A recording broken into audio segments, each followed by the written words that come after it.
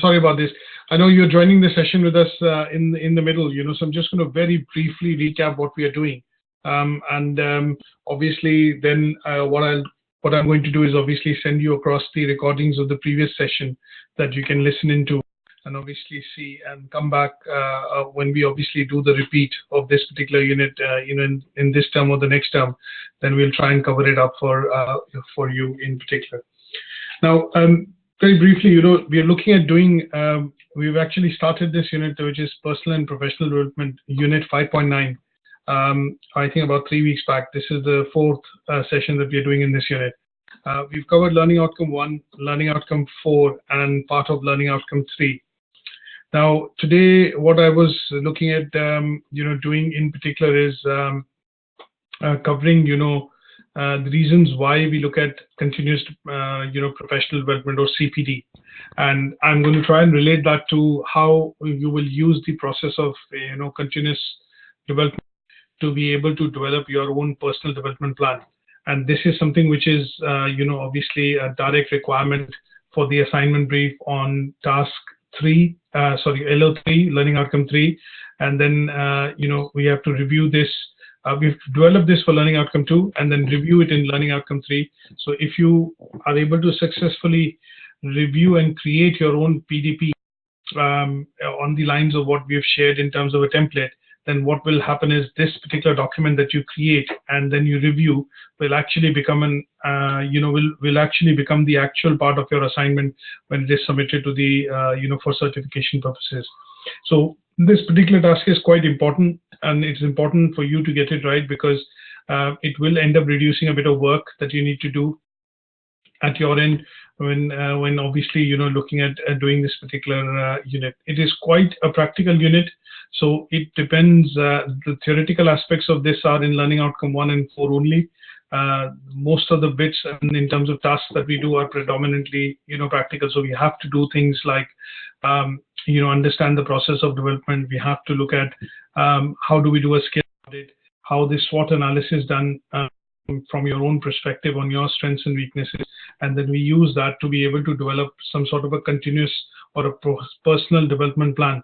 And that personal development plan that we create is predominantly a working document, and that working document helps us review it. It's a working document. You make a plan which could be 12 months, 18 months, or up to 3 years in duration. And once you have that document available, it is called a working document. And that working document essentially is reviewed every 6 months or whenever you have an annual appraisal. And you again look at, going through the whole exercise of reviewing your strength areas, your weakness areas, your opportunities and strength, and then update that plan so that you're continuously looking at reskilling, continuously looking at gaining, new skills, which will help you perform your job roles and responsibilities much more efficiently and also effectively. Now, so far what we've done is that we've looked at a template of a PDP.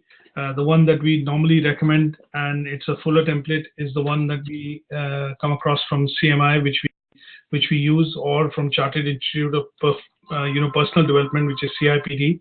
And that particular template is what I have shared earlier. And with that particular template in mind, what we've done is we've also looked at a bit of a SWOT analysis, and I'm going to be trying to send that across to you on the emails on this, but it is also on Moodle you can access. Now, this is also an example of a CPD or a PDP template, which basically is a working document. It covers, basic aspects of things like which we are going to go through today in the presentation, is things like what do I need to learn, if there are some aims and objectives that are set, how will I go about achieving, and then what are the resources or areas of development in terms of support that I need to be able to achieve those objectives, or the skills that I want. And then how do you define milestones or success criteria? That means we look at something called SMART goals that you have to set so that you are able to progress steadily on that particular goal and objective that you have set. And at some stage, what we do is we put some sort of a target date, which is completion, or when you would have kind of confident that I've achieved this particular skill, or I have mastered this particular skill, and that then becomes something which is a part of your your experience or your skill set. So an example here that I would give is that, say for example, what I want to do is I want to learn French as a language. Now what I would do is I would kind of define that I am. Are you able to hear me? Yes, sir. Okay, then what I kind of tend to do is I will define here that I am looking to learn French as a language, but at what level? Because I'm not a native speaker of French as a language. So whether I want to look at beginners, whether I want to look at intermediate, or I want to look at advanced learning. So I set some sort of a goal, which is that I want to be able to learn French because I'm going to be looking at job opportunities, or my company is looking at transferring me to France, and that is where they require a bilingualist or person who can actually speak French, fluent French, and also converse in English. So what will I need to do to achieve this? I might need to get some professional coaching, maybe attend some classes, buy a few books, and also try and change my habits in terms of viewing TV. Like I might watch François Cat, which is the French news television, or maybe go to a French cinema once a week. So those are things that you want to look at, how you will look at achieving, and these are the areas that you will basically put in place. So I'm looking at achieving because I'm looking at joining the class, say for example, or a course for a period of 6 months. I am, what am I going to do to be able to achieve this is join classes, say with Alliance Française for about 6 months. I might go and attend French cinema, watch a French movie to try and look at picking up the dialect and the lingo. And then resources that you would put in place would be books, things like maybe going across to meet a group of people or join a few clubs, which will be specifically clubs which are French-speaking clubs, so that you're able to converse and pick up the language and rehearse and also revise the language while you're learning. And then how would you define your success criteria here? Would be that the success criteria would come across that if you've set a timeline through this SMART goal, that something that is specific as an objective, that to learn French at beginner's level, that is a specific objective. Now you look at M, which is measurable. That means you will put some sort of a timeline in place. In 3 months, I should be able to speak, or probably become a beginner, because I would have had a vocabulary or acquired a vocabulary of between 600 to 800 words. And that would mean that you have kind of, set a plan, set a target, which is measurable, and kind of achieve that because about 400 to 600 words as a target that you've set in the French vocabulary. And at some stage, when you're able to converse and start speaking small sentences in French, would mean that that would define your success criteria, that yes, I can clearly say that I'm able to converse, even if it's smaller sentences or, a few words that I can speak in French fluently. That means that, you are kind of moving in that direction, and you're keeping track that you're making progress. And then a timeline would be that, okay, if your company is posting you or asking you to move to, say, a region in France, say by 10 September, then you've actually put a plan 6 months in advance, and then you're kind of breaking it up into, 6 weeks, 8 weeks, 12 weeks to try and see that and measure the progress that you're making. So as a document, this can take any form, but basic things that we define are these 4 basic things that you define as far as, a personal development plan is concerned, so that there is something which is you set as a target. Once you have set a target, you know how to go about achieving that target or that plan. And then when you look at achieving something, you put a plan in place which consists of resource support or things which are required to be able to achieve that plan. And then at some stage, what you do is, in order to say that you're progressing, or in order to say that you're making progress, what you do is you define a success criteria and put a target timeline or a target or a timeline in place to measure it against that. And that, if you have these 5 basic elements, then that document kind of gets into that shape of being something called a continuous professional development plan or a personal development planner. And what I'm going to do is, there are 2 templates that we've shared, but you're free to draw your own template up. This one in particular is a template which obviously will become a part of the assignment if you follow this, or a template which basically looks something like this, which is a draft I've also shared. and it talks about, the same basic, columns or rows, that what is your goal? You put a start and an end date. So the timeline has actually moved from the end, but it's moved here in the middle. What are the resources available are basically, the resources and support required. And at some stage, what you're looking at doing is anticipating some problems, or, the goals that you put in place actually also then becomes a template for a PDP. So here, what you've done is you've kind of defined it in phases. That means in the first year, 2013-14, I'm going to do this.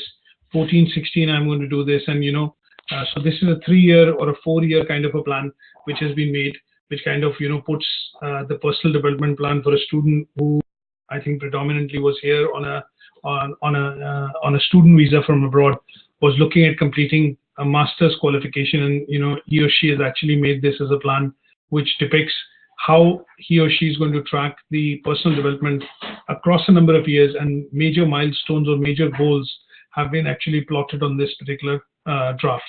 And then towards the end, what you do is you basically define in your own words, so that if somebody is to look at your plan or your personal development plan, what they're able to see is see the plan and then get a gist or the summary of, how you're going to progress about it, or, make progress, and why you made this plan is something which is something that you write to describe your, PDP. Is that okay so far? Yep. Okay.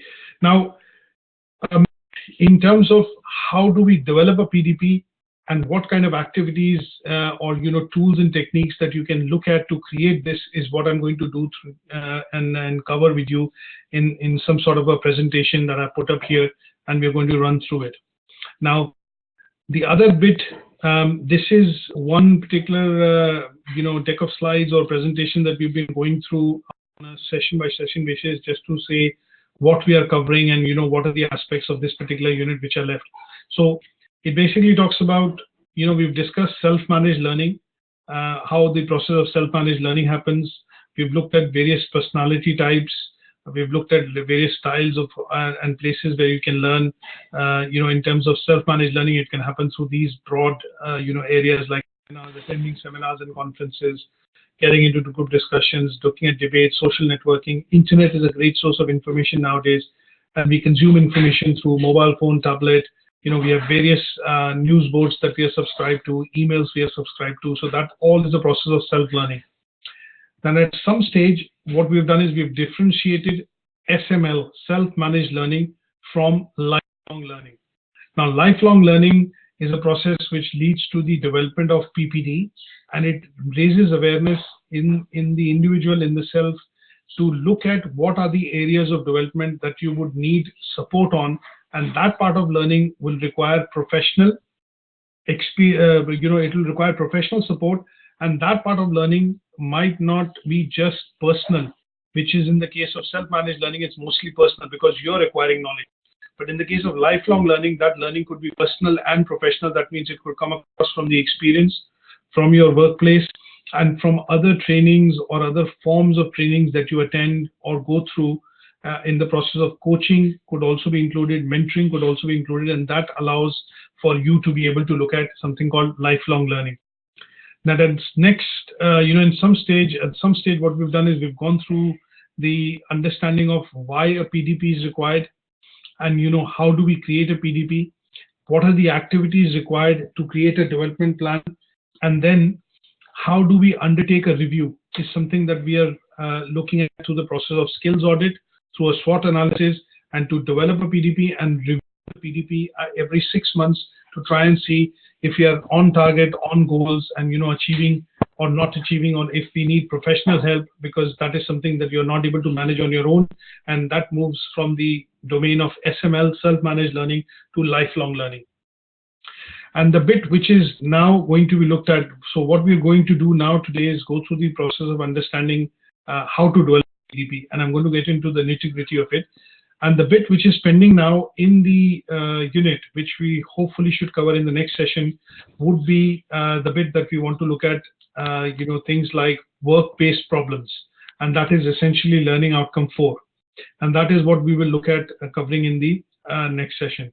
So we look at things like we've looked at transferable skills, skills which you gain and acquire through the process of lifelong learning, and those skills or the abilities that you acquire at some point in time become transferable, and you say that I have skills or I have developed skills because of my experience which have become transferable. That means if you were an IT and telecoms professional and you then moved over to get into a different sector, say for example customer services or retailing or something like that, you're able to bring your skills that you acquired because of your past experience in that sector and implement those same skills into the new sector or the new job that you're getting into. And that's why these skills are then called transferable skills. Now, there are other things that we will look at which are in work-based problems, things like time management strategies and why and how these work-based problems occur. How do we resolve them through the process of training and development is what we will cover in the next session. So that is where the gist of what we have done so far in terms of the unit, is a bit of a summary. But just now, focusing on going back to what we want to be able to do is get this on paper, because I know Phil, I think I didn't send across the email which I was which I promised that I will send across last time, but I'm going to do it today immediately after the session because I've got the content and the material ready. But what we want to be able to do now is bring ink to paper and obviously put this plan into place, which is your PDP and your SWOT analysis. And I think, Sundar, what I would suggest is when I send you some of these templates, for you to read and look at, my suggestion would be for you to also look at putting and developing some sort of a draft, on your SWOT analysis, which is your strengths and weaknesses, and areas that you see opportunities in, or areas which are threat areas that you need to develop those so that you are able to turn your threats into opportunities, then into your strengths. So at some stage, what you have to do is look at developing your personal development plan, which consists of macro aims and objectives, or overarching bigger aims and objectives that you want to look at, and they need to be manageable, and that's what we'll get into at some time. Is that okay? Yeah. Okay, good stuff. Now let's look at this brief presentation, which is basically looking at the process of something called continuous development. Now, I think in the past,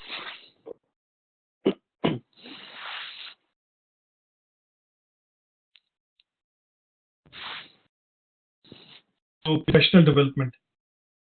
So just to look at distinction when we say what is personal development. So personal development is nothing but a set of activities which improves your awareness and identity and helps you develop talents and potential, which helps you overall increase your, say for example, in the context of employability when we look at in the organization, and it also helps you realize your own personal dreams and aspirations. The word personal means that it is very, very specific to you or yourself, and anything that you do to be able to develop your personality, or say for example develop your physique, or develop your delivery presentation skills, is all directly going to affect you, in particular your environment and how you come across in that environment. So personal development as a process is nothing but a series of activities or series of steps that you take to improve overall your own presence as far as the public is concerned, or improve your own presence within the circle of your friends, for example. And that is the process that you look at saying, a typical example that I take, just going away slightly, would be that if somebody is looking at, the process of, training as an athlete, if you're looking at training and you're training for, say, for example, a major sporting event. Now, what you're focused on is there are certain events on which you, in which you individually participate, and there are certain events or for which you are preparing for. They have to be team-based events. So if I look at, if you're preparing for, say, for example, something to do with high jump, or something to do with, say, 100 meters, sprint, looking at the own aspect of how you would increase your speed, how would you look at trimming the time, and in terms of the seconds that you want to shave off from a point of view of going as close as to the world record set, or the time which has been set as a European record. Now, those sports wherein you are actually looking at focusing on improving your own skills, and you're working with your own self, and most of the activities and the things that you do are related to in gaining improvements in your ability to be able to run fast, is nothing but a process of personal development. Now, if I give you another example, if you pick up the sport of cycling, for example, and you pick up the sport of, say, for example, you're going to play, say, football. In that case, it is more of personal and professional development, is because you're going to be playing personally, but you'll also be playing as a part of an overall team.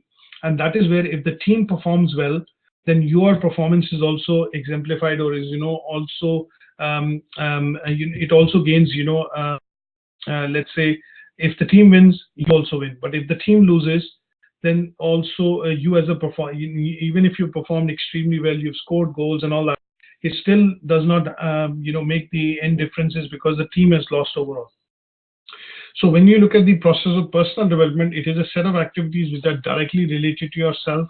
And when you look at the process of, professional development, you're looking at developing yourself professionally from a standpoint of, from a viewpoint of, benchmarking it externally with, either you're a part of a large team, a part of, as you work within a particular department, you're one of the employees in that department. If you work within the company's branch office, you're one of the employee working within the branch office. So if everybody achieves, certain goals and targets set, then as a result, the whole company or the department achieves the goal.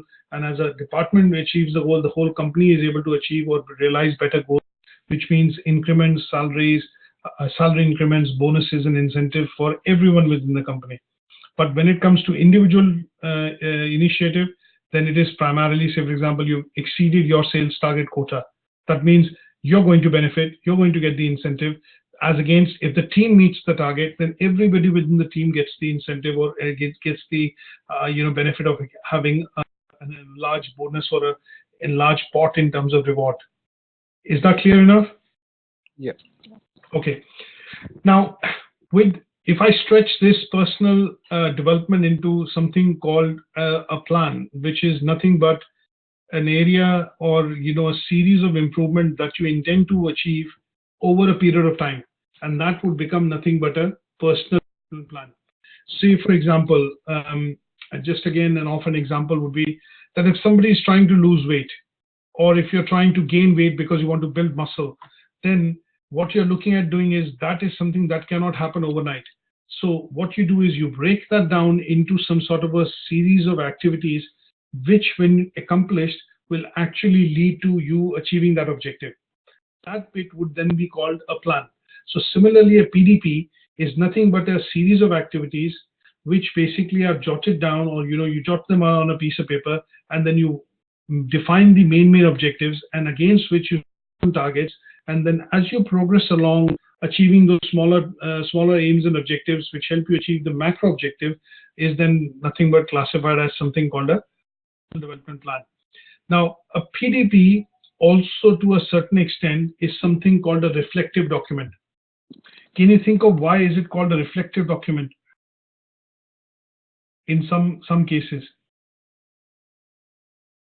Can you think of any reasons, or a few reasons wherein it becomes a reflective document or a reflective essay to a certain extent? Like, sir, like if we're doing personal development, is definitely reflective. Making us better person. Like whatever we think about it, like we're doing some plans. We're making some plans to make it ourselves better. So it's definitely reflecting on our personality. And if we're working in a professional environment, it's definitely affecting our environment, like our business or our environment or wherever we're working. That is correct. Phil, any comments on that? Well, yes, I agree. It basically reflects on what you've learned so far, your current skills. Spot on. A bit like a skills matrix. That is correct. Yes. So spot on. So essentially, when we say reflection, reflection is nothing but you're going to talk with a bit of a hindsight into something which you had an experience of, or you've had some prior learning about. So in some cases, when we start with the PDP, what we look at is we start with this SWOT analysis of our strengths and weaknesses. And when you identify those strengths and weaknesses, you know why they are your strengths and why they are your weaknesses. And that is why it is a reflective document to begin with. At some stage, you start on the reflection of where you are, what you have done, or what you have accomplished, and at that stage, it then starts to become an aspirational document because you start to write down things that you want to acquire, skills that you want to get, and then at some stage where you want to reach.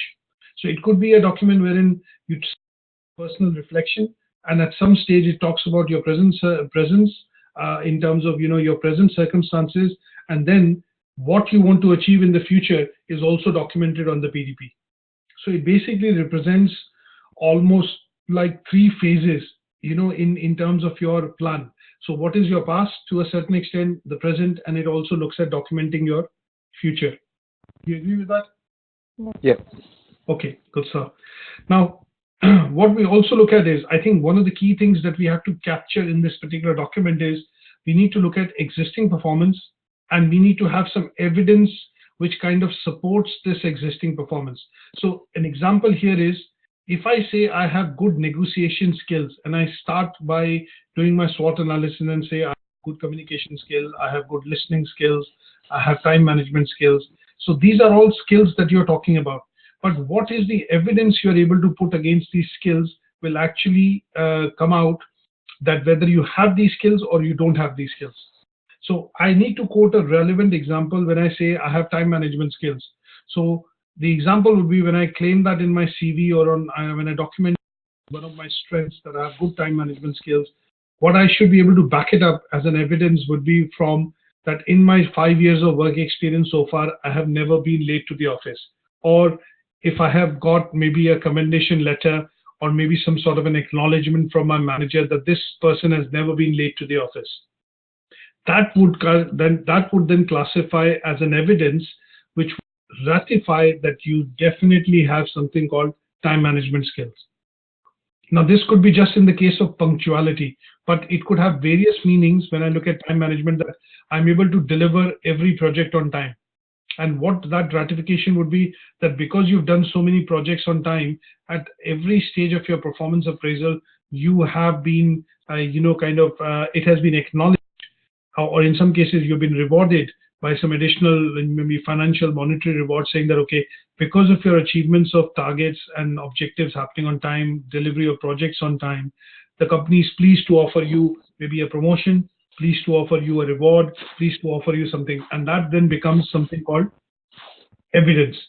And once that evidence is documented, then at some stage, what you can say is very clearly that these are skills I possess. Is that something clear enough? Yes. Yeah. Right. We get to see that at times, we mention a lot of things in our CV that I have this, I have that. But at some stage, when you face an interview, or when you basically go out and you face an interview when you applied for a new job, what the interviewee essentially ends up checking or asking you questions about in terms of interrogation is, how does he or she check that you have this skill? They will ask you questions. Can you document this? Or can you give me an example of why, and why do you consider saying, or why have you written saying that you have this skill? Isn't it? Yes. Okay. Now, there are skills which are required because as a process, what we've seen is in this particular unit, there is something called learning that will come across repeatedly. Now, we as individuals, as a part of team, as a part of a bigger set of organization, or as a part of a department, whatever it is, when we work professionally, we are a part of something. Now, that process means that we are continuously learning throughout that duration in terms of when we are role or that function, but also throughout our lives in terms of having learning. And that process wherein you keep acquiring new things or new abilities, and we class them as new skills at some stage, would then lead you to maybe higher set of roles and responsibilities. Correct? Yes. An example here would be that at some stage, when I, say for example, if we've just completed our studies, we're just freshly coming out of the uni, and what we then tend to do is we apply for jobs, we end up getting some sort of graduate job, management trainee jobs, or basically apprenticeship roles. But at some stage, after 1 year, 2 years of working in that particular role, what we tend to see is that as we acquire, become more confident and acquire skills which help us kind of give that confidence that I'm able to do this job well, and I'm able to do this job very well. At some stage, the company then looks at bringing you on roles, or maybe giving you a promotion, or taking you on board from being an apprentice or a trainee to an employee. And that transition happens throughout our professional life when we look at working within an organization, whether it's your own business, whether you're self-employed, working for a company or an organization, or whatever it is. And that process, when we continuously keep, acquiring skills, and then at the end of it, these skills help us to take advanced level jobs or get more roles and responsibilities. That means sometime back, after 5 years of experience, you became a supervisor. At 10 years, you became a manager. You would look back with reflection and say that, okay, when I started, I used to only do administrative jobs, or look at filing and look at phone calls and stuff. But today I'm the manager of this department, and I manage, say 20 employees or 5 employees, whatever it is. An example, I manage people. I have decision-making responsibility. I have access to the management, and at some stage, these skills that you've acquired with experience over the years have helped you move into better position, and also helped you acquire new skills. And these skills, at the end of it, have allowed you to gain more responsibility and kind of a senior role within the organization. Would you agree with that? Yeah. Yeah. So in most organizations, when you join, what tends to happen is, when during the induction process, when you join a company or when you start working for a company, during the process of induction, most companies give you some sort of an employee handbook, and that employee handbook has various policies, processes, things that you have to adhere to, and various procedures in place. If you require this, or should you require leave. Once you've understood that, at some stage, what you do is you go through the process of becoming a part and parcel of that organization, and then the organization keeps training you through the process of training and development. You attend short trainings, long-term trainings throughout the process that you're working within the organization. And the reason why they do this process of T&D, training and development, is to make sure that the individual working in that particular role and having that particular responsibility is able to kind of work efficiently, productively, so that overall goals set by the management are always met. And it's the role of the HR department to put this plan in place, or help you develop a PDP when you join an organization, or when you join a particular function within an organization at some stage, and the PDPs then become a part of your annual appraisals. That means if I'm a graduate trainee, somebody who's new to the organization, I might not have a PDP in the initial beginning, but once I go through the probation period of 3 months or 6 months, then the HR would sit down with me, or my line manager would sit down with me, and they would put this CPD, Career Professional Development Plan, or basically a continuous development plan in place, so that they can move me from stage A or point A to point B, and then from then on to point C, and then it helps me progressively get more responsibilities, and I become a part and parcel of the organization. Is that okay? Yeah. Okay. Now, in terms of what are the main things that we've covered, these 5 things that we have looked at, which are your kind of columns, or 5 major headings in the PDP, is where am I now? That means you have to come to a conclusion of a kind of a true reflection of where am I now in terms of my journey. So if you say that you are a manager, if you say you're a supervisor, if you say that I'm a worker, you have to at some stage very clearly identify that where are you now in terms of the overall organization, or in terms of the overall hierarchy of the organization. Sometimes in our day-to-day lives, we normally do mention, I do understand the scheme of things, but what I want to know is, where am I in those scheme of things? Where am I standing in terms of your plans? Do you hear this term or not? Do you come across this term sometimes? Yeah. Sometimes what happens is, in your daily transactions, or in your daily, in our daily lives, what we tend to see is, sometimes you want to see the bigger picture, right? But once you see the bigger picture, what tends to happen is that you sometimes question that bigger picture, saying that, okay, now I understand the bigger picture, but can you tell me where am I now in that bigger picture? Correct? You want to know what exactly is your role in that particular, overall So here, what you have to clearly identify is where am I now? And that is the starting point of looking at developing a PDP, which is you have to identify clearly your presence. Okay. The second thing that I look at is, because as individuals, we have ambitions, as individuals, we have aspirations. What we then do is we look at where I want to be in, say, 3 years.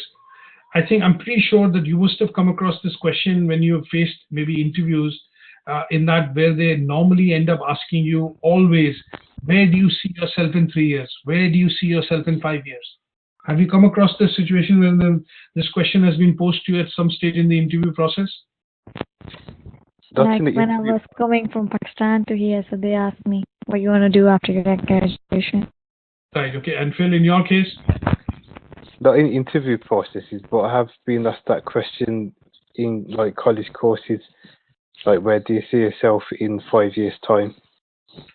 Absolutely correct. So this particular question is a very cliched question which gets asked in most situations. And the reason why the organizations will ask you this question, whether you're facing an interview, I think in most cases, it normally is asked when you are in some sort of an interview situation.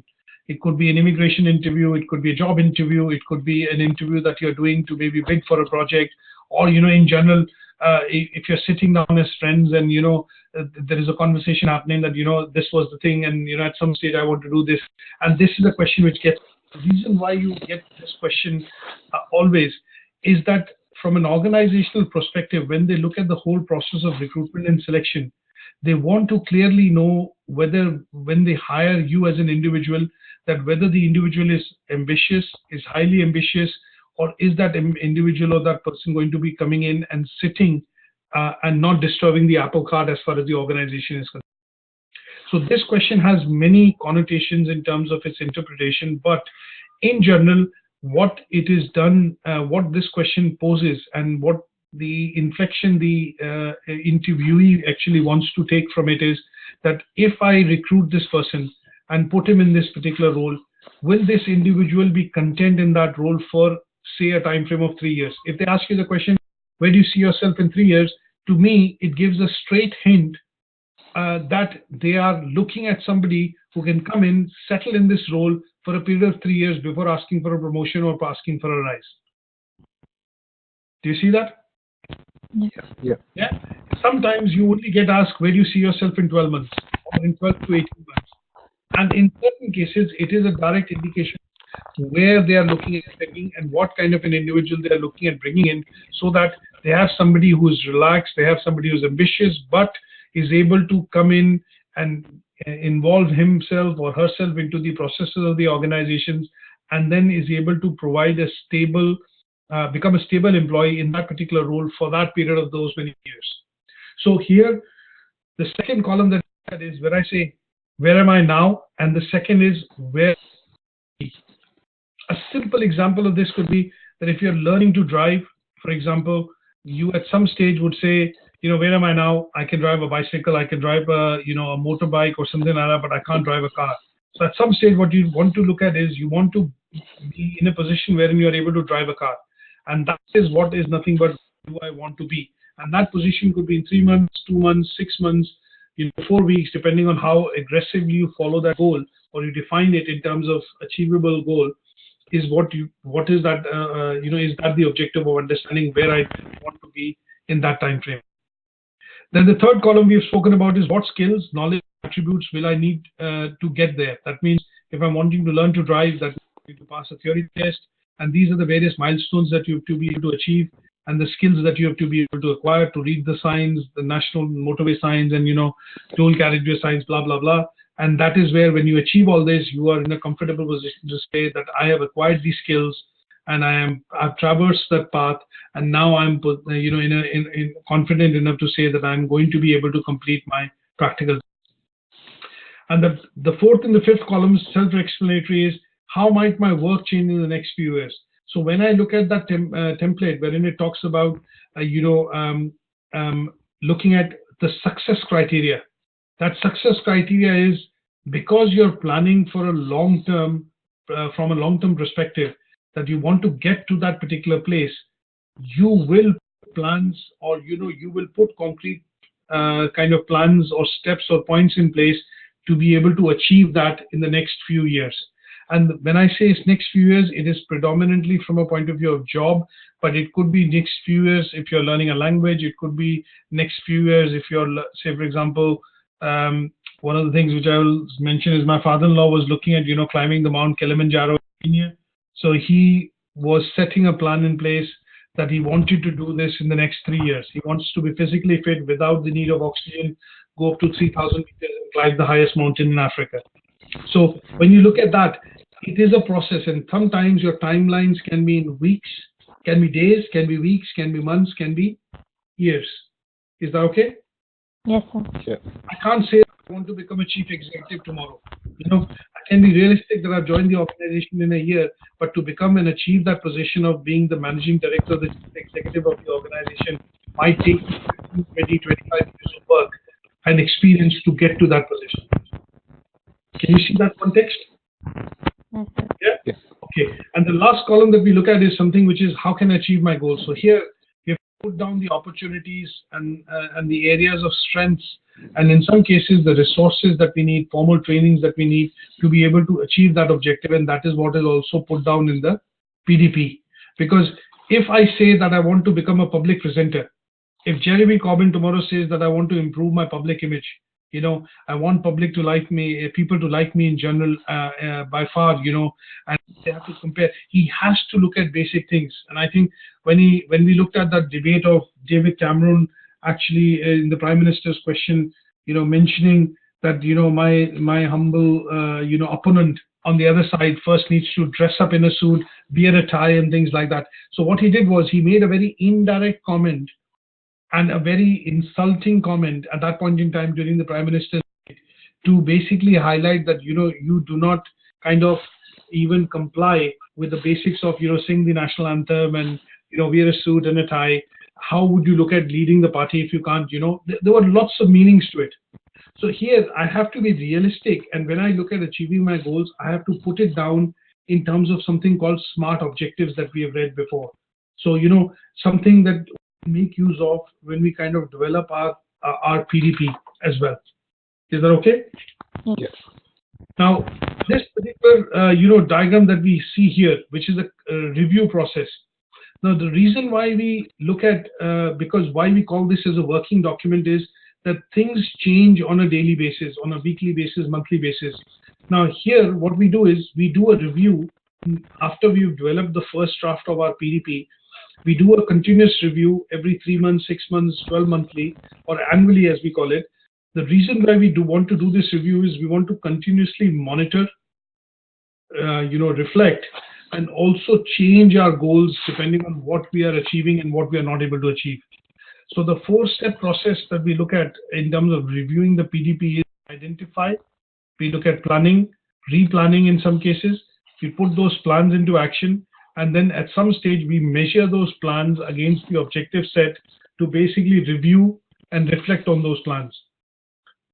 And this particular process is nothing but a continuous process of change or updates which we tend to do in terms of our PDP, so in terms of our personal development plan. If I say that I made my PDP and you haven't reviewed it or I haven't read it for a number of months or number of years, then that plan might become redundant in the sense that your situation 6 months back or situation 12 months back or 18 months back would have been very different to the situation that you're currently in. And if you do not have this document reviewed, and that's the whole reason of calling it a working document, it sometimes tends to happen is that you kind of lose the shine in terms of, let's put it this way, that if I made as an exercise my PDP when I was studying, and then I did not make a plan or a personal development plan for the next couple of years, and then end up having one when I was maybe a part of the organization or started to work. Now, in between the gap areas, they tend to be areas which then kind of are reflected as suddenly you get a job, email in your, you get an email from a recruiter which says, this is a new role which has come up. Would you be interested? Can you send a copy of your CV to me? And you suddenly realize okay, for me, I haven't updated my CV for the last 5 years. So CV, your curriculum vitae, could to be a certain extent could also be called a personal development plan, is because it's an accurate reflection of where you are in your journey of lifelong learning, and that depicts to a certain extent the skills, the qualities, the abilities that you've acquired because of the work that you've done. And it also can be classified as something called a personal development plan. Correct? And this particular process of how to review this plan is basically nothing but a continuous process in thus these 4 stages, when you identify and basically look at what are the development needs that you, or basically need development analysis that we do, which is called DNA. Identify, which is nothing but SWOT analysis. Once we've identified them, we try and reduce our weaknesses, reduce the threats, and then try and look at some training and development to try and develop those weaknesses into areas of weakness which can either be neutralized or to a certain extent developed into strength areas. Now, an example that I would give here is how do you review this?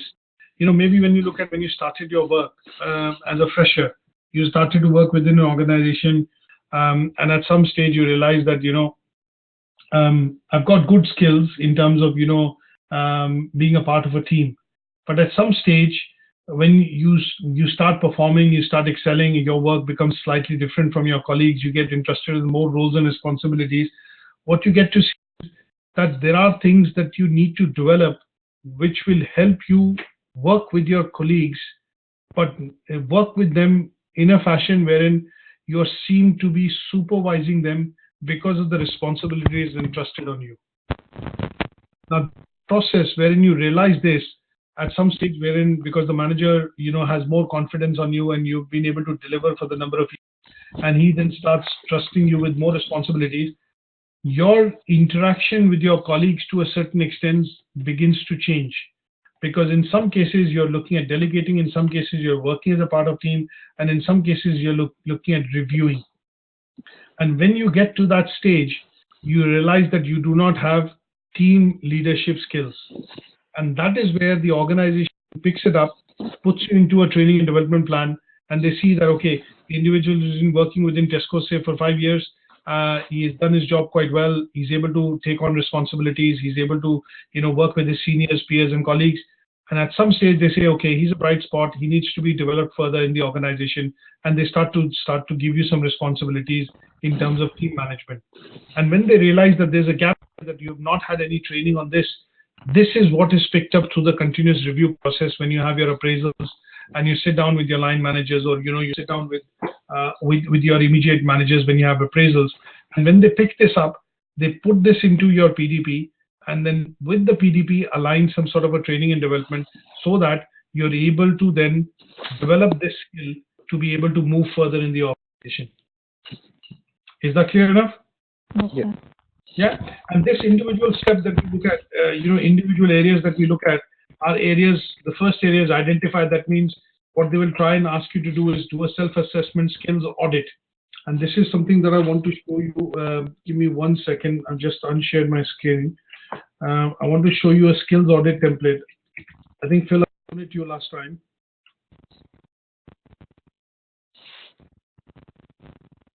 So here, if I share my screen back,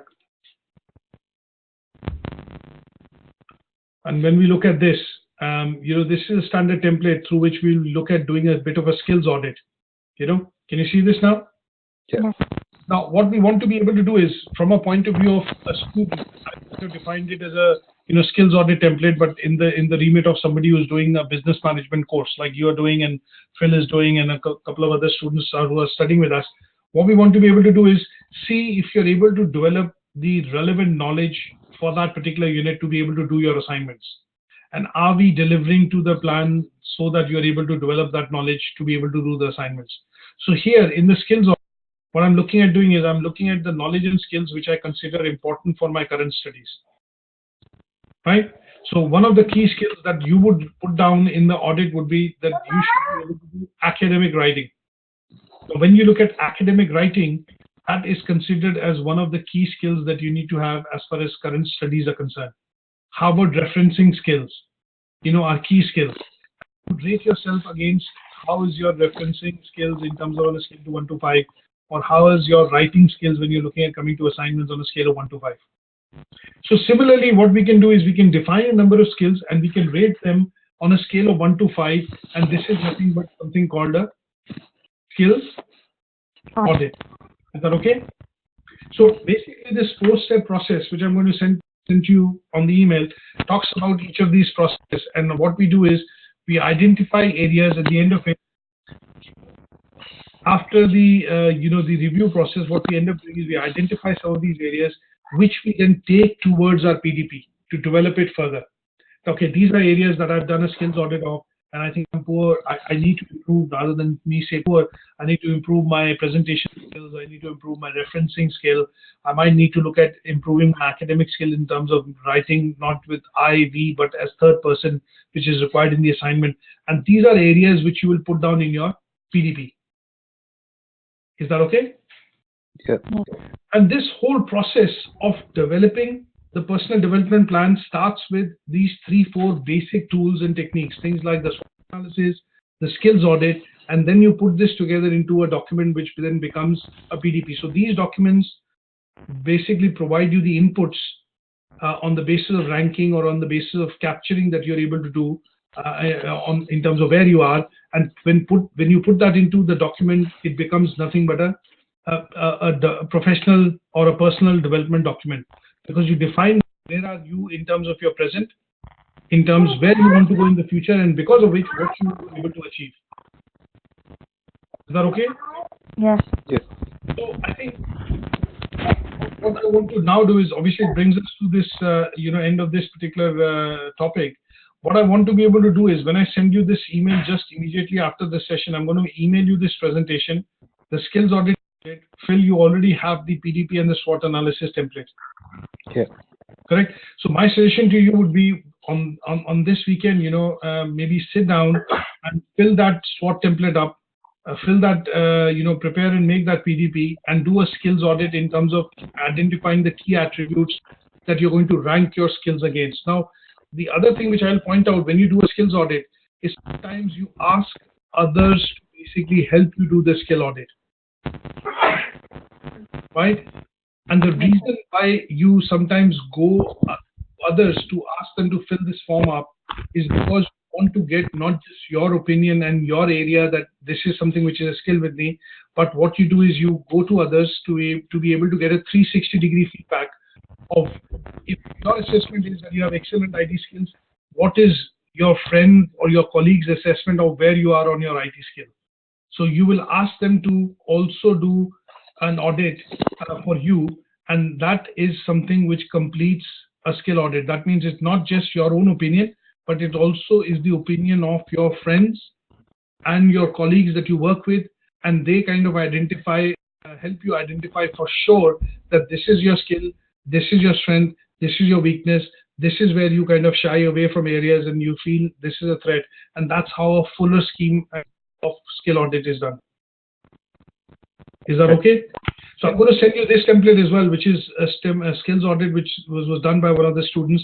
And what he organized his skills audit was in the area of organization of learning, information seeking skills, reading and note making, writing skills, spoken communication, IT, and working with numbers. And these are broad areas that you need to create to try and understand where are your gap areas. And this, along with your SWOT, will firm up your PDP. Is that okay? Yeah. For today's session, I'm going to stop here. What I would expect you to do is, when I send you these templates, to look at these as templates and then create something which will help you identify and do your SWOT analysis, do your skills audit. It could be asking your friend, your friends and family to do your skill audit for you. And then once you've got that, compile it and then try and create a draft PDP for the next session. And in that draft PDP, what I'm going to do is, we're going to look at the process of reviewing and relate it to the work-based problems that we face in the organization, and how the PDP or the personal development plan, training and development, help you solve those problems. Is that okay? Yeah. Okay. Thanks very much for joining in. And what I'm going to do is send you this email straight away after the session. As I mentioned, and then I will catch up with you next week. Any questions, queries, please feel free to email, and I will try and come back to you with some more, handout or reading material so that you can, kind of concrete your knowledge on that particular area which your query is in.